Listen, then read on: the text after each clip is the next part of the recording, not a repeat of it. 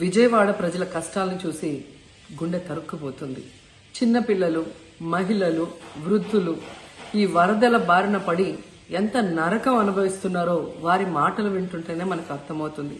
కనీసం చిన్నపిల్లలకి పాలు అందటం లేదు, రోజుల తడబడి తాగేదానికి నీళ్లు అందటం లేదు. ఈరోజు ఎంతమంది వరదల్లో కొట్టుకుపోయారో అర్థం కాని పరిస్థితిలో అందరూ కూడా బాధపడుతూ ఏడుస్తూ ఉన్నారు. నిజంగా ప్రజలు ఇన్ని కష్టాలు పడటానికి, ఇంతమంది ప్రాణాలు పోవటానికి ఈ రాష్ట్ర ప్రభుత్వం కారణం కాదని నేను అడుగుతున్నాను. ముఖ్యంగా మంత్రుల విహారయాత్రలు, హాలిడేస్ ఎంజాయ్ చేయడంలో ఉన్న చిత్తశుద్ధి రాష్ట్ర ప్రజల మీద లేదు అని నేను గట్టిగా చెప్పగలను. ఇదేదో నేను విమర్శించడానికి చెప్పటం లేదు.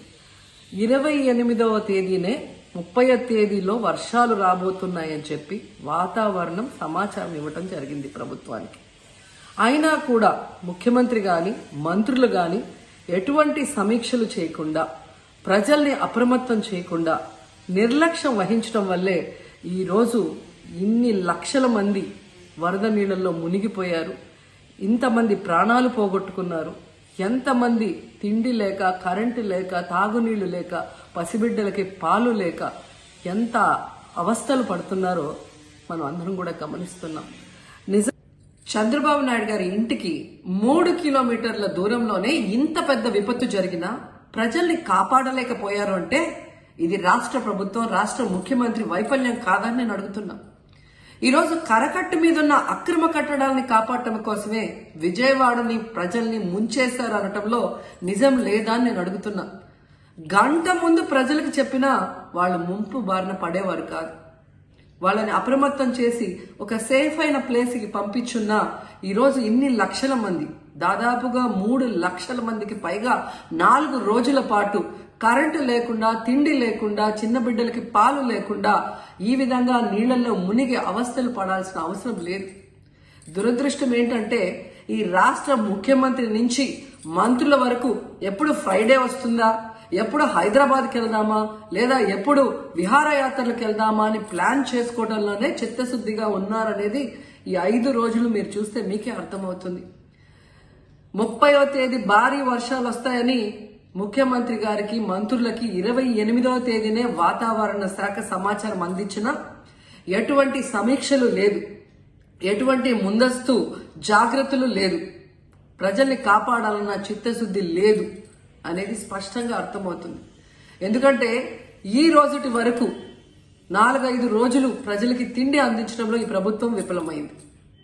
కనీసం ఇది జరిగినప్పుడు సీఎం గారు పనిచేయట్లేదు, వయసు అయిపోయింది. డిప్యూటీ సీఎం గారు, పంచాయతీరాజ్ శాఖ మంత్రి గారు కనీసం తన శాఖను అప్రమత్తం చేసి ప్రజల్ని కాపాడాల్సిన బాధ్యత ఉన్నా ఈ రోజు 5 రోజుల వరకు ఆయన అసలు విజయవాడ వైపే రాలేదు.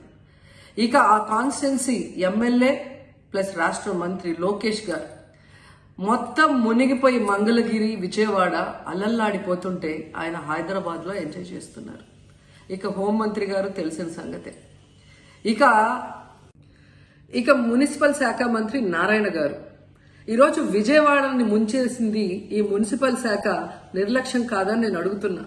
ప్రజల్ని సురక్షిత ప్రాంతాలకు తరలించే విధంగా ఈ నారాయణ గారు రివ్యూ చేయకపోవటం వల్ల ఈరోజు లక్షలాది మంది నీళ్లలో మునిగిపోయారు. వాళ్ళందరూ కూడా ప్రభుత్వం ఎప్పుడు కాపాడుతుందా అని ఎదురు చూస్తున్నారు. అయినా వీళ్ళకి పట్టింపు లేదు. ఇక రామానాయుడు గారు ఇరిగేషన్ మంత్రి, కనీసం ముందస్తు రివ్యూలు లేదు. కనీసం వరదలు వచ్చి ప్రజలు మునిగిపోతుంటే బోట్లను కూడా కొనుగోలు చేసో రెంట్కి తీసుకొని ఆ ప్రజల్ని తరలించే కార్యక్రమం ఆయన కూడా చేయలేదు. ఇక ఎప్పుడు వరదలు వచ్చినా, భారీ వర్షాలు వచ్చినా ముఖ్యమైన శాఖ రెవెన్యూ శాఖ. అనగాన సత్యప్రసాద్ గారు ఈయన విహారయాత్రలో ఎంజాయ్ చేస్తున్నాడు. కనీసం పునరావాస కేంద్రాలు ఏర్పాటు చేయాలి, మరి ఆ ప్రజలకి పాలు, తిండి అన్ని అందించాల్సిన బాధ్యత ఉన్నా ఏం పట్టించుకోలేదు. సో ఈ విధంగా చంద్రబాబు నాయుడు గారి దగ్గర నుంచి మంత్రులంతా కూడా ప్రజల్ని గాలికి వదిలేసి ఎలా నిర్లక్ష్యం వహిస్తున్నారో చూడండి. ఇప్పటికైనా వాళ్ళు కళ్ళు తెరిచి ప్రజల్ని కాపాడండి అని చేతులెత్తి నమస్కరిస్తున్నా. గతంలో జగనన్న ఏ విధంగా వాలంటీర్ వ్యవస్థ ద్వారా, సచివాలయ వ్యవస్థ ద్వారా ప్రజలకి ఏం కావాలన్నా ఇమీడియట్ గా వాళ్ళకి అందుబాటులోకి తీసుకెళ్లటమే కాకుండా ఏదైనా ప్రకృతి వైపరీత్యం వచ్చినప్పుడు వెంటనే వాళ్ళని సురక్షితంగా కాపాడే విధంగా ఈ సచివాలయ వాలంటీర్ వ్యవస్థని ఉపయోగించుకోండి.